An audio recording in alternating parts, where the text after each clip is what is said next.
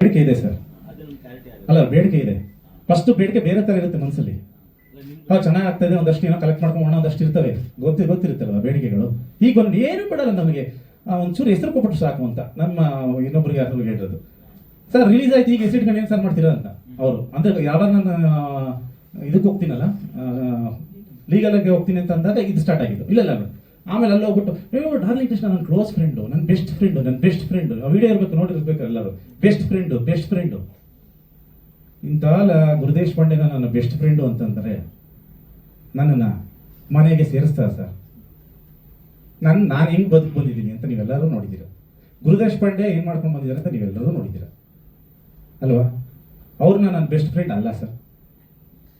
ನಾನು cinema direct ಮಾಡೋರೆ 2 picture, ಅದು ರೀಮೇಕ್ ಪಿಕ್ಚರು. ರುದ್ರ ತಾಂಡವ, ಜಾಂಜನೆ ಜರದನ್, ಒಂದು ತಮಿಳ್ನ ರೀಮೇಕು, ಇನ್ನೊಂದು ಮಲಯಾಳಂ ರೀಮೇಕು. ನಾನು ಅವ್ರ ಜೊತೆ ಯಾವ ಕತೆ ಡಿಸ್ಕಸ್ಸು ಮಾಡಲ್ಲ ನಾನು ಸರ್. ಕತೆ ಡಿಸ್ಕಸ್ ಯಾರ ಹತ್ರ ಮಾಡ್ತೀನಿ? ನಾನು ಶಶಾಂಕ್ ಸರ್ ಹತ್ರ ಮಾಡಿದ್ದೀನಿ ಸರ್ ಕತೆ ಡಿಸ್ಕಷನ್. ಶಶಾಂಕ್ ಸರ್ ಹತ್ರ ಹೇಳಿದ್ದೀನಿ, ಯಾಕಂದರೆ ಅವರು ರೈಟ್ರು. ಅಂಥವ್ರ ಜೊತೆ ನಾನು ಕೆಲಸ ಮಾಡಿದ್ದೀನಿ, ಅಂಥವ್ರ ಜೊತೆ ಡಿಸ್ಕಸ್ ಮಾಡ್ತೀನಿ. ಇಂಥವ್ರ ಜೊತೆ ನಾನು ಅವೆಲ್ಲ ಆ ವ್ಯವಹಾರನ ಇಟ್ಕೊಳ್ಳಲ್ಲ. ಇವತ್ತು ಗೊತ್ತಾಯ್ತಲ್ಲ ಸರ್ ಇವ್ರಗಳ ಬುದ್ಧಿ ಏನು, ಇವರ ಉದ್ದೇಶಗಳೇನು ಎಲ್ಲ ಇವತ್ತು ಬಂದಿದೆ. ಅದಕ್ಕೆ ನಾನು ಲೀಗಲಾಗೆ ಕೊಡ್ತೀನಿ, ಮಾತಾಡಿ, ಅವ್ರು ಲೀಗಲಾಗೆ ಬರಲಿ. ಅವರು ಈಗ ಗೆದ್ದಾಗ 100 ಜನ ಬಂದ್ರು ಇರ್ತಾರೆ, ಈಗ ಅಫಿಷಿಯಲ್ ಆಗಿ ಒಬ್ರು ಬಂದಿದ್ದಾರೆ, ಇನ್ಯಾರು ನಿಮ್ಮ ಫೋನಲ್ಲಿ ಟಾರ್ಚರ್ ಕೊಡೋದು ಅಥವಾ ಈ ತರ ನಮ್ಮ ಕತೆ ಅಂತ ಹೇಳ್ಕೊಂಡು ಯಾರು ಬಂದಿಲ್ಲ ಸರ್. ಈ ಕತೆ ಗೆಸ್ ಮಾಡಕ್ಕೆ ಒದ್ದಾಡೋರು ಸರ್ ಎಲ್ಲರೂ.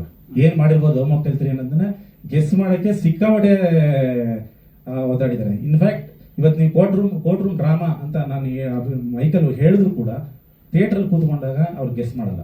ಯಾವ ಕ್ಯಾರೆಕ್ಟರ್ ಹೆಂಗ್ ಬರುತ್ತೆ, ಹೆಂಗ್ ಸೃಷ್ಟಿ ಆಗುತ್ತೆ, ಏನ್ ಮಾಡ್ತಾರೆ, ಯಾರು ಗೆಸ್ ಮಾಡೋಕ್ಕಾಗಲ್ಲ. ಆ ಥರ 4 ವರ್ಷ ರೈಟರ್ಗಳು ಕೂತ್ಕೊಂಡು ಯೋಚನೆ ಮಾಡಿ ಬರೆದಿರೋದು. ಸುಮ್ಮನೆ 4 ವರ್ಷ ತಗೊಳ್ಳಲ್ಲ ಸರ್. ಅವರು ಅಲಿಗೇಷನ್ ಮಾಡಿದ್ರಲ್ಲಿ ಕೋರ್ಟ್ ರೂಮ್ ಡ್ರಾಮಾನೇ ಮೈನ್.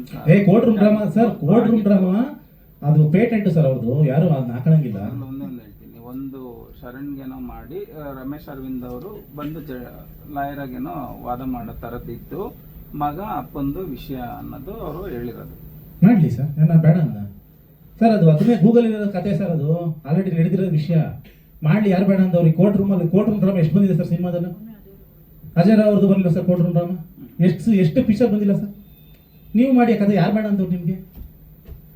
ಈಗ ಸಪೋಸ್ ಈಗ ಆದ್ಮೇಲೆ, ಈಗ ನಾನು ಲವ್ ಮಾಕ್ಟೇಲ್ 3 ಆದ್ಮೇಲೆ ಆ ಸಿನಿಮಾ ಅವ್ರು ಏನೋ ರಿಲೀಸ್ ಮಾಡಿದ್ದಾರೆ, ನಾನೇನು ಕೇಳ್ತೀನಿ, ಯಾಕ್ರಿ ಕೋರ್ಟ್ ರೂಮ್ ಡ್ರಾಮಾ ನಾನೇನು ಪೇಟೆಂಟ್ ಇಟ್ಕೊಂಡಿದ್ದೀನ?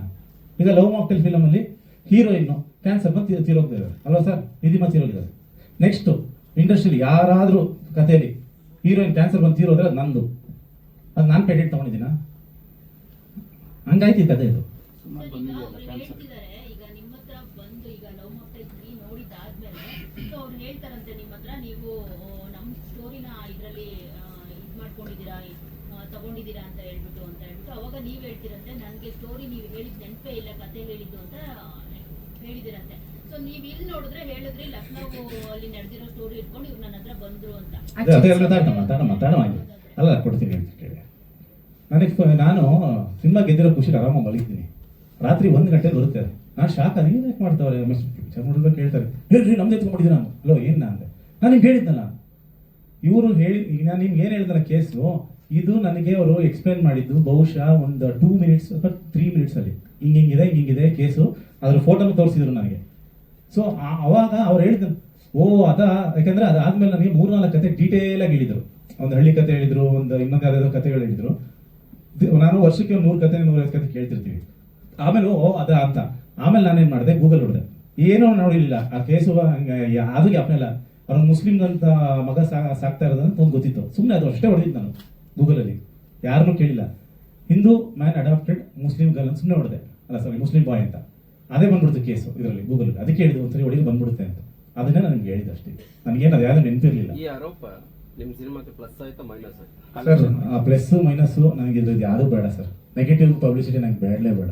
ನಾನು ಜೆನ್ಯೂನ್ ಫಿಲಮ್ ಮೇಕರ್ಸ್. ನಮಗೆ ಜೆನ್ಯೂನ್ ಆಗಿ ಸಿನಿಮಾನ ಜನ ಇಷ್ಟಪಡಬೇಕು. ನನಗೆ ಇದು ಯಾವ ಪುಕ್ಷಟೆ ಪಬ್ಲಿಸಿಟಿನ ನಮ್ಗೆ ಬೇಡ. ಅಲ್ಲ, ನಾವು ಪಬ್ಲಿಸಿಟಿ ವೈಸ್ ಮಾತಾಡ್ತಿಲ್ಲ. ಯಾವುದೇ ಒಂದು ಸಿನಿಮಾಕ್ಕೆ ಆರೋಪ ಬಂದಾಗ ಕೆಲವೊಂದು ಕಲೆಕ್ಷನ್ ಡ್ರಾಪ್ ಆಗ್ಬಿಡುತ್ತೆ. ಒಂದು ಕದ್ದು ಮಾಡಿರೋ ಸಿನಿಮಾನ ಅಥವಾ ರೀಮೇಕ್ ಅಂದ್ರೂ ಕೆಲವೊಬ್ರು ನೋಡಕ್ ಹೋಗಲ್ಲ, ಕದ್ ಮಾಡಿರೋದಂದ್ರೆ ಕೆಲವೊಬ್ರು ನೋಡಕ್ ಹೋಗಲ್ಲ. ಈಗ ನೀವೇನ್ ಕಮೆಂಟ್ಸ್ ಹೇಳಿದ್ರಿ ಅಲ್ಲೂ ಸುಮಾರು ಇತ್ತು. ಈಗ ಮತ್ತೆ ಅಡಿತಕ್ಕೆ ಹೋಗಿಲ್ಲ ವಿಷ್ಣುವರ್ಧನ್ ಅವ್ರ ಸಿನಿಮಾ ನೀವು ನೋಡಿದಿರೋ ಇಲ್ಲೋ ಗೊತ್ತಿಲ್ಲ, ಅಲ್ಲಿ ಲೈನ್ ಹಂಗೆ ಇದೆ. ಅಂದ್ರೆ ಮಗಳನ್ನೇ ತಗೊಂಡು ಆಮೇಲೆ ಅನಂತ್ ನಾಗ್ ಅವ್ರು ಬಂದು ಒರಿಜಿನಲ್ ಫಾದರ್ ಅಂದ್ರೆ ಬಯೋಲಾಜಿಕಲ್ ಫಾದರ್. ಸರ್ ಎಲ್ಲ ಯಾವುದು ಸರ್ ಒಂದು ಸ್ವಂತ ಕತೆ ಅಥವಾ ಯಾರು ಯೋಚನೆ ಮಾಡದಿರೋದ್ ರೀತಿ ಯಾರು ಮಾಡಕ್ ಆಗದೇ ಇಲ್ಲ. ಯಾರ್ದಾರು ಲೈಫಲ್ಲಿ ಏನೋ ನಡೆದಿರುತ್ತೆ. ಈಗ ಸಿಂಪಲ್ ಆಗಿ ಹೇಳ್ತೀನಿ ಕೇಳಿ, ಲವ್ ಮಾಕ್ಟೇಲ್ ಬಂದಿದೆಯಲ್ಲ ಸರ್, ಅದು ಬಂದು ನಿಮಗೆ ಸೆಕೆಂಡ್ ಹಾಫ್ ಅದೇನು ಗಂಡ ಹೆಂಡತಿದ ಸಂಬಂಧ ಅಥವಾ ಇದಿದೆ ಹಾಲೋಜಿನು, ಅದೇ ಅಮೃತಧಾರೆನು. ಅದ್ರ ಮುಂದಕ್ಕೂ ಇನ್ನೂ 1000 ಪೀಸ್ ಬರುತ್ತೆ. ಆದ್ರೆ ಸ್ಕ್ರೀನ್ ಪ್ಲೇ ಅಂತ ಹೇಳ್ತಾರೆ, ಆ ಕ್ಯಾರೆಕ್ಟರೈಸೇಷನ್, ಸ್ಕ್ರೀನ್ ಪ್ಲೇ ಅದೆಲ್ಲರದು ಒಂದೊಂದೊಂದು ಬೇರೆ ಬೇರೆ ತರ ಬರ್ಕೊಂಡು ಹೋಗ್ತೀವಿ.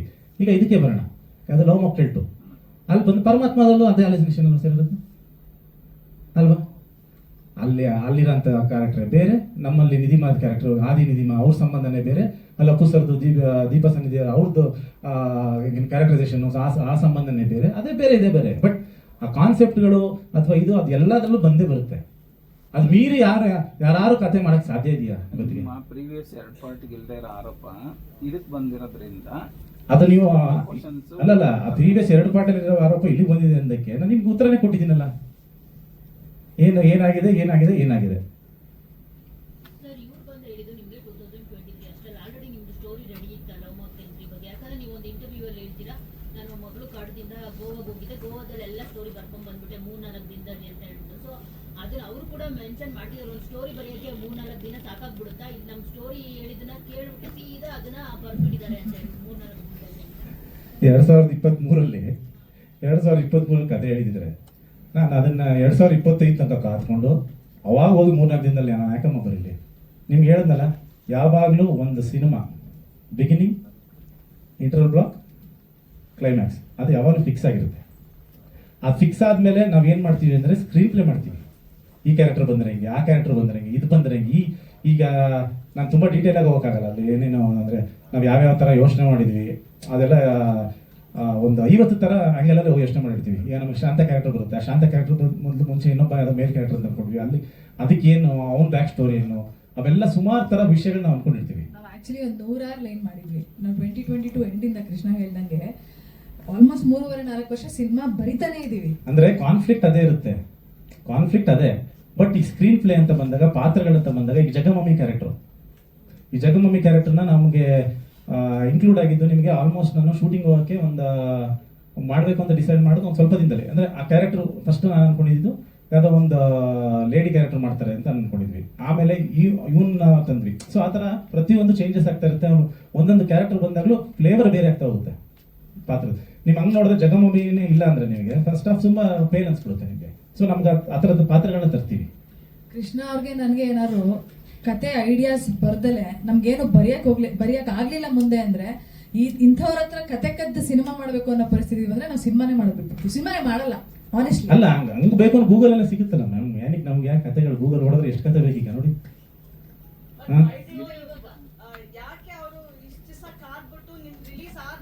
ಮ್ಯಾಮ್ ನೀವು ಲೇಟಾಗಿ ಬಂದ್ಬಿಟ್ರಿ, ನಾನೆಲ್ಲ ಉತ್ತರ ಕೊಟ್ಬಿಟ್ಟೆ, ಸಾರಿ. ಅಲ್ಲ ಫುಲ್ ಎಕ್ಸ್ಪ್ಲೇನ್ ಮಾಡೋದಲ್ಲ, ಎಲ್ಲ ಫುಲ್ ಎಕ್ಸ್ಪ್ಲೇನ್ ಮಾಡ್ಬಿಟ್ಟೆ, ನೀವು ಡಿಸ್ಮಿಸ್ ಆದ್ರೆ ಮತ್ತೆ ನಿಮ್ಗೆ ಒಂದ್ಸಲ ಹೇಳ.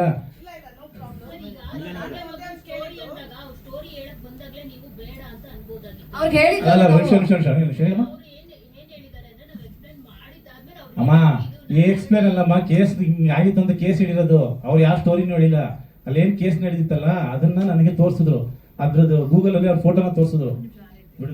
ಆಕ್ಚುಲಿ ಒಂದು ಹಳ್ಳಿ ಬ್ಯಾಕ್ ಡ್ರಾಪ್ ಕತೆ ಮಾಡಿದೀನಿ ಕೃಷ್ಣ ಅಂತ ಬಂದ್ರು. ಅಲ್ಲಿ ಗೂಗಲ್ ಅಲ್ಲಿ ಫೋಟೋನ ತೋರಿಸ್ಬಿಟ್ಟು ಇದು ಈ ಕೇಸ್ ಆಗಿತ್ತು, ಸ್ಕ್ರೀನ್ ಪ್ಲೇ ಏನು ಹೇಳಿಲ್ಲ ನನಗೆ, ಯಾವ ಸ್ಕ್ರೀನ್ ಪ್ಲೇ ಹೇಳಿಲ್ಲ, ಅಲ್ಲಿ ಏನು ಒರಿಜಿನಲ್ ಆಗಿತ್ತು ಅದನ್ನ ಹೇಳಿದ್ರು, ಎಕ್ಸ್ಪ್ಲೇನ್ ಮಾಡಿದ್ರು. ನಾನು ಈಗ ಫುಲ್ ಅದನ್ನ ಕೇಳಿಸ್ಕೊಳ್ದೇನೆ ನಾನು ಹೆಂಗೆ ಹೇಳಿ, ನಾನು ಅಲ್ಲೇನು ಹೇಳಿದ್ರಲ್ಲಿ ಸೇಮ್ ಕಾನ್ಸೆಪ್ಟ್ ಅಪ್ಪ ಮಗಳದ್ದು ನಾನು ಮಾಡ್ಕೊಂಡಿದ್ದೀನಿ ಅಂತ ಹೇಳಿದ್ರು ಅಂತ ಹೇಳಿದಾರಲ್ವ. ನಾನು ಅದನ್ನೇ ಹೇಳಿರೋದು, ನಾನು ಸೇಮ್ ಕಾನ್ಸೆಪ್ಟ್ ಮಾಡ್ಕೊಂಡಿದ್ದೀನಿ. ನನಗೆ ಗೂಗಲಲ್ಲಿಂದ ನನಗೆ ಕತೆ ಬೇಡ, ನನಗೆ ತಲೆ ಇದೆ, ನಾನೇ ತಲೆನಾಗ 4 ವರ್ಷ ಕರ್ಕೊಂಡು ನಾವು ಸ್ಕ್ರೀನ್ ಪ್ಲೇ ಮಾಡ್ತೀವಿ, ನಮ್ಗೆ ಆ ತಾಕತ್ತಿದ್ದು ನಾವು ಮಾಡಿದ್ವಿ. ಸಿನಿಮಾ ಏನಾದ್ರು ಸೋತಿದ್ರಿ ಆರೋಪ ಬರ್ತಾ ಇದ್ದ? ಅದು ಅವ್ರು ಕೇಳ್ಬೇಕು. ಅಯ್ಯೋ ಅವ್ರು ನಾನು ಅದನ್ನ ಉತ್ತರ ಕೊಡೋಕ್ಕಾಗಲ್ಲ, ಅವ್ರು ಬಂದು ಕೇಳಿದಾಗ ಹೇಳ್ಬೋದು ನಾನು ಅಷ್ಟೇ. ಈಗ ನಿಮ್ಮ ಸ್ಟೆಪ್ಸ್, ಯಾಕಂದ್ರೆ ಈಗ ಸಿನಿಮಾ ಚೆನ್ನಾಗಿ ಹೋಗ್ತಿರೋದ್ರಿಂದ ಆಸ್ ಎ ಪ್ರೊಡ್ಯೂಸರ್ ನೀವು ಈಗ ಪ್ರೊಡ್ಯೂಸರ್ ಸಂಘಕ್ಕೋ ಅಥವಾ ಇನ್ನೆಲ್ಲ ಕಂಪ್ಲೇಂಟ್ ಲೀಗಲ್ ಆಗಿ ಹೋಗ್ತೀನಿ ಅಂತ ಹೇಳಿದ್ರಿ.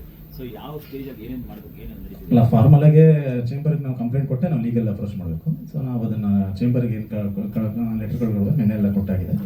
ಈಗ ನಾವು ಲೀಗಲ್ ಏನು ಪ್ರೊಸೀಜರ್ ಅದು ಆಗ್ತಾ ಇದೆ ಇವತ್ತು. ಆ್ಯಂಡ್ ನಮ್ಮ ಸೋಕಾಲ್ಡ್ ರೈಟರ್ ಇದ್ದಾರಲ್ಲ, ನಿಜವಾದ ರೈಟ್ರು ಗೂಗಲಿಂದ ಕದ್ದಿರೋಂಥ ನಮ್ಮ ರಾಘವೇಂದ್ರ ನಾಯಕ್ ಅವರು ನಿನ್ನೆಯಿಂದ ಕಾಂಟ್ಯಾಕ್ಟ್ ಟ್ರೈ ಮಾಡ್ತಾ ಇದ್ದೀವಿ ಲೀಗಲ್ ಆ್ಯಕ್ಷನ್ ತಗೊಳ್ಳೋಕ್ಕೆ. ಫೋನ್ ಎತ್ತಾ ಇಲ್ಲ, ಎಲ್ಲೋಗಿದಾರೋ ಗೊತ್ತಾಗ್ತಿಲ್ಲ. ನಾನು ಫೋನ್ ಮಾಡಿದ್ದೀನಿ, ನಾನು ಮೆಸೇಜ್ ಮಾಡಿದ್ದೀನಿ. ಪಿ ಆರ್ ಒಂದು 50 ಮೆಸೇಜ್ ಮಾಡಿದ್ದಾರೆ, 50 ಕಾಲ್ ಮಾಡಿದ್ದಾರೆ, ಎತ್ತುತ್ತಾರೆ. ಈಗ ನಾವೆಲ್ಲ ಒಂದೇ ಇಂಡಸ್ಟ್ರಿ ಕಾಂಪ್ರಮೈಸ್ ಆಗೋಣ ಬನ್ನಿ ಅಂತಂದ್ರೆ ಏನ್ ಮಾಡ್ತೀರಾ? ಆಯ್ತು, ಕಾಂಪ್ರಮೈಸ್ ಆಯ್ತು. ನಾವು ಹೋಗಿರೋ ಮರ್ಯಾದೆ ಯಾರು ಕೊಡ್ತೀರಾ ಸರ್? ಹಾಂ, ರ್ಯಾಂಕ್ ಸ್ಟೂಡೆಂಟ್ ರ್ಯಾಂಕ್ ಕಷ್ಟಪಟ್ಟು ಹೋದ್ರೆ ರ್ಯಾಂಕ್ ತೆಗೆದುಬಿಟ್ಟು ಕಾಪಿ ಹೊಡೆದು ಪಾಸ್ ಆಗಿದೆ ಅಂದ್ರೆ ಸುಮ್ಮನೆ ಇರ್ತೀರಾ ಸರ್ ನೀವು? ಎಲ್ಲಿಂದ ಉರಿಯುತ್ತೆ ಸರ್ ನಿಮಗೆ? ಈಗ ಈ ವಿಚಾರ ಚರ್ಚೆ ಮಾಡಿದ್ರು ಗುರುದೇಶ್ ಪಾಂಡೆ ಅವ್ರು ಏನು ಹೇಳ್ತಾರೆ? ಯಾರು ಸರ್? ಗುರುದೇಶ್ ಪಾಂಡೆ ಅವರು. ಗುರುದೇಶ್ ಪಾಂಡೆ ಅಂದ್ರೆ ನಿಮ್ಗೆ ಏನು ಕೇಳಿದೆ ಸರ್? ಆಲ್ರೆಡಿ ಅವ್ರಿಗೂ ಲೀಗಲಿ ಹೋಗುತ್ತೆ ಸರ್. ಏನು ಕೇಳೋದೇನಿದೆ, ಲೀಗಲಿ ಹೋಗುತ್ತೆ ಸರ್. ಅವ್ರ ಹತ್ರ ಏನು ನಾನು ಮಾತಾಡೋ ಡಿಸ್ಕಸ್ ಮಾಡಿ ನನ್ನ ಬೆಸ್ಟ್ ಫ್ರೆಂಡು ಅಂತ ಒತ್ತಿ ಹೇಳೋ ಅವಶ್ಯಕತೆ ಇಲ್ಲ ಸರ್. ನನಗೆ ಅವ್ರ ಬೆಸ್ಟ್ ಫ್ರೆಂಡ್ ಅಲ್ಲ ಸರ್.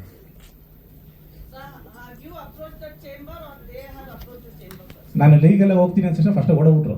ಚೇಂಬರ್ಗೆ ಹೋಗ್ಬಿಟ್ಟು ಕೊಟ್ಟು ಅಲ್ಲೇ ವಿಡಿಯೋಗಳು ಇದೇನು ಮಾಡಿದ್ದಾರೆ ಎಲ್ಲನೂ ಹಾಕಿ ನನ್ನ ಬೆಸ್ಟ್ ಫ್ರೆಂಡು ನಾನು ಏನು ಹೇಳಿದ್ದಾರೆ, ನನ್ನ ಬೆಸ್ಟ್ ಫ್ರೆಂಡು ಅಂತ ನಾಟಕ ಹೊಡಿತಾರೆ. ಅದು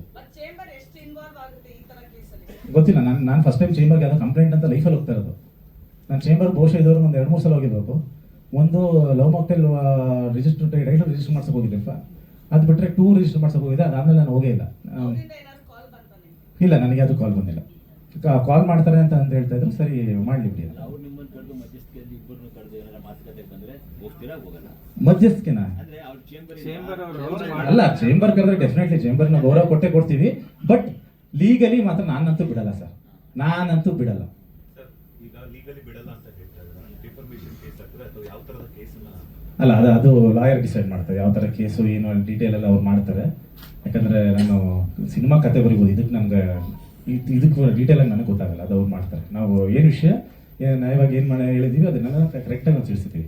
ಈಗ ಅಲಿಗೇಷನ್ ಅಂತ ಒಂದು ಹೇಳ್ತಾ ಇದ್ರೆ ಅದು ಬರುತ್ತೆ, ಅದ್ರ ಜೊತೆಗೆ ಇದು ಕೇಳ್ತಾರೆ. ಅಂದ್ರೆ ನಿಮ್ಗೆ ನಷ್ಟ ಏನಾದ್ರು ಆಗಿದೆಯಾ ಅಂತ? ಅಂದ್ರೆ ಕಮರ್ಷಿಯಲ್ ಸರ್, ದುಡ್ಡು ಮನೆ ಹಾಳಾಯ್ತು, ಮಾನ ಮರ್ಯಾದೆಗೆ ಬದುಕೋದು ಸರ್. ನಾವು ಇಷ್ಟು ವರ್ಷ ನೇಮ್ ಫೇಮ್ ಸಕ್ಸಸ್ ಗಿಂತ ಸೆಲ್ಫ್ ರೆಸ್ಪೆಕ್ಟ್ ಗೋಸ್ಕರ ಬದುಕಿರೋರು ಸರ್ ನಾವು. ಇದು ಅವಶ್ಯಕತೆ ಇಲ್ಲ. ಆಕ್ಚುಲಿ ಇವತ್ತು ಸಕ್ಸಸ್ ಮೀಟ್ ಪ್ಲಾನ್ ಮಾಡಿದ್ದು ನಮ್ ಖುಷಿ. ಸಿಕ್ಕಾಪಟ್ಟೆ ಚೆನ್ನಾಗಿ ಓಪನಿಂಗ್ ತಗೊಂಡಿದ್ವಿ ಸಿನಿಮಾ. ನಮ್ಗೆ ಆಕ್ಚುಲಿ ನಮ್ ಕಣ್ಣು ನೋಡೋಣ ಅಂದ್ರೂ ಒಂದು ನೆಗೆಟಿವ್ ರಿವ್ಯೂ ಇಲ್ಲ ಸಿನಿಮಾ ಬಗ್ಗೆ. ಅದ್ಭುತವಾದಂತ ರೆಸ್ಪಾನ್ಸ್.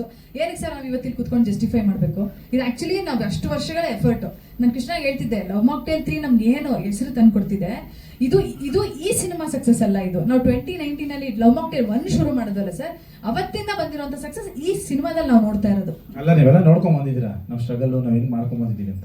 ಇನ್ಫ್ಯಾಕ್ಟ್ ನಾನು ತುಂಬಾ ಖುಷಿಯಾಗಿದೆ. ಏನು ಗೊತ್ತಾ, ಈ ಆರೋಪ ಮಾಡಿದ ದಿನನೇ ನನಗೆ ಎಲ್ಲ ಮೀಡಿಯಾಯಿಂದನೂ ಕಾಲ್ ಮಾಡಿ, ಸರ್ ಎಲ್ಲ ಅವರೇ ನಕ್ಕೊಂಡು ಅವ್ರಿಗೂ ಗೊತ್ತು ಇದೇನು ಅಂತ, ನಾವು ಕ್ಯಾರಿ ಮಾಡ್ಬೇಕಾ ಮಾಡಬಾರ್ದಾ ಮಾಡೋದು ಅಂದ್ರೆ ಅವ್ರು ನನ್ನನ್ನೇ ಕೇಳ್ತಾ ಇದ್ದಾರೆ. ಅಂದ್ರೆ ಅಷ್ಟು ನಂಬಿಕೆ ನಾವು ಅವ್ರು ಉಳಿಸ್ಕೊಂಡಿದ್ವಿ. ಇವ್ರು ಮಾಡಲ್ಲ 100% ಇರುತ್ತೆ, ರೈಟ್ ಆಗುತ್ತೆ ಅಂತ. ನಾನು ಎಲ್ಲರಿಗೂ ನಾನು ಬಂದು ನಾನು ಪ್ರೆಸ್ ಮೀಟ್ ಮಾಡಿ ಹೇಳ್ತೀನಿ ಬಿಡಿ ಅದ್ರ ಬಗ್ಗೆ. ಅವ್ರು ಇನ್ನೊಂದು ವಿಷಯನೂ ಹೇಳಿದೆ. ನಾನು ಸುಮ್ಮನೆ ಏನಕ್ಕೆ ತುಂಬ ಜನ ಮೀಡಿಯಾದವ್ರಿಗೆ ಹೇಳಿದೆ, ನಾನು ಸುಮ್ಮನೆ ಏನಕ್ಕೆ ಈಗ ಅದೊಂದು ಒಂದು ಪೇಪರಲ್ಲಿ ಒಂದು ಹೆಡ್ಲೈನ್ಸ್ ಕೊಡೋದು ಅಥವಾ ಇನ್ನೊಂದು, ಇವ್ರುಗಳಿಗೆ ಆ ಜಾಗ ಕೊಡಬೇಡಿ, ಆ ಯೋಗ್ಯತೆ ಇವ್ರಿಗಿಲ್ಲ. ಒಬ್ಬ ರೈಟ್ರ್ ಅಂತ ಹೇಳ್ಕೊಂಡು ಗೂಗಲಲ್ಲಿರೋ ಕತೆ ಎತ್ಕೊಂಡು ನಾನು ರೈಟ್ರು, ನಾನು ಇದು ಅಂತ ಹೇಳ್ತಾರಲ್ಲ, ಇಂಥವ್ರನ್ನ ನಂಬೇಡಿ.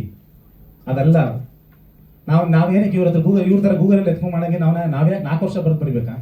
ಆಯ್ತು, ಇವಾಗ ಏನೋ ಒಂದು ಸ್ಕ್ರಿಪ್ಟ್ ಮಾಡ್ಕೊಂಡಿರ್ತಾರಲ್ವಾ, ಎತ್ಕೊಂಡ್ಬಂದು ಇಡಿ ಸರ್, ಅವ್ರಿಗೆ ತಗೊಂಡ್ಬಂದು ಇಡಿ. ನನ್ನ ಪಿಕ್ಚರ್ ಥಿಯೇಟ್ರಲ್ಲೇ ಇದೆ, ಒಂದು ಸೀನ್ ಕೊಟ್ಬಿಡಿಸಿ, ನೋಡ್ಬಿಡ್ತೀನಿ ನಾನು. ಸರ್, ನಮ್ಮ ಸಿನಿಮಾ ರಿಲೀಸ್ ಇದ್ರೆ ನಮ್ಮ ಸಿನಿಮಾ ಇಂದ ಜೆನ್ಯೂನ್ ಆಗಿ ಪಬ್ಲಿಸಿಟಿ ಮಾಡಬೇಕು. ನಿಮ್ಮ ಸಿನಿಮಾ ರಿಲೀಸ್ ಇದ್ರೆ ನಮ್ಮ ಸಿನಿಮಾ ಇಂದ ಪಬ್ಲಿಸಿಟಿ ಶುರು ಮಾಡಬೇಡಿ. ಅದಕ್ಕೆ ನಮ್ಮ ಹೆಸರು ಹಾಳು ಮಾಡಬೇಡಿ. ಆಲ್ಮೋಸ್ಟ್ 12-13 ವರ್ಷ ಆಯ್ತು ನಾನು ಕೃಷ್ಣ ಇಂಡಸ್ಟ್ರಿಗೆ ಬಂದು. ಈ ತರ ಒಂದೇ ಕಾಂಟ್ರವರ್ಸಿ ಮಾಡಿದ್ದೆ ಗೊತ್ತಿಲ್ಲ, ಈ ತರ ಪ್ರೆಸ್ ಮೀಟಿಗೆ ಕೂತಿರೋದೇ ಗೊತ್ತಿಲ್ಲ. ನಿಮ್ ಸಿನಿಮಾ ಪಬ್ಲಿಸಿಟಿ ನಿಮ್ ಸಿನಿಮಾ ತಾಕತ್ತಲ್ಲಿ ಮಾಡಿ ನೀವು. ನಮ್ಮ ಸಿನಿಮಾ ಇಂದ ಯಾಕೆ ಶುರು ಮಾಡ್ತಿದ್ದೀರಾ ಪಬ್ಲಿಸಿಟಿ? ಆಕ್ಚುಲಿ ಅದಕ್ಕೆ ಇಷ್ಟು ದಿನ ವೇಟ್ ಮಾಡಿದ್ವಿ. ಏನೋ ಚಿಕ್ಕದಾಗ ಅಲಿಗೇಟ್ ಮಾಡ್ತಿದ್ದಾರೆ, ಇಟ್ಸ್ ಓಕೆ, ಮಾಡೋದು ಬೇಡ. ಯಾಕಂದ್ರೆ ಇದರಿಂದ ನಮಗ್ ಪಬ್ಲಿಸಿಟಿ ಅವಶ್ಯಕತೆ ಇಲ್ಲ. ಲವ್ ಮಾಕ್ಟೇಲ್ 3 ಇದ್ರ ಅವಶ್ಯಕತೆ ಇಲ್ಲ. ಬೇಡ ಅಂತ ಇದ್ ಮಾಡ್ದಂಗು ಬಹಳಷ್ಟು ಕಡೆ ಇದು ಬರಕ್ ಶುರು ಆಯ್ತು. ನಮಗೂ ನೋವಾಗುತ್ತಲ್ವ ಸರ್? ಇವಾಗ 10 ಜನ ಸಿನಿಮಾ ಅದ್ಭುತವಾಗಿದೆ ಅಂತ ಆಗ್ದಾಗ ಯಾರೋ ಒಬ್ಬ ಕದ್ದಿದ್ದೀರಾ ಅಂದ್ರೆ, ನಾವು 4 ವರ್ಷ ಒಂದು ಸಿನಿಮಾ ಮಾಡಿದ್ವಿ. 4 ವರ್ಷ ಬೇಡ ಸರ್. ಆಕ್ಚುಲಿ ಲವ್ ಮಾಕ್ಟೇಲ್ 1 2 ವರ್ಷದಲ್ಲಿ ಮಾಡಿದ್ದು ನಾವು. 4 ವರ್ಷ ನಮ್ಗೆ ಅವಶ್ಯಕತೆ ಇರ್ಲಿಲ್ವಲ್ಲ.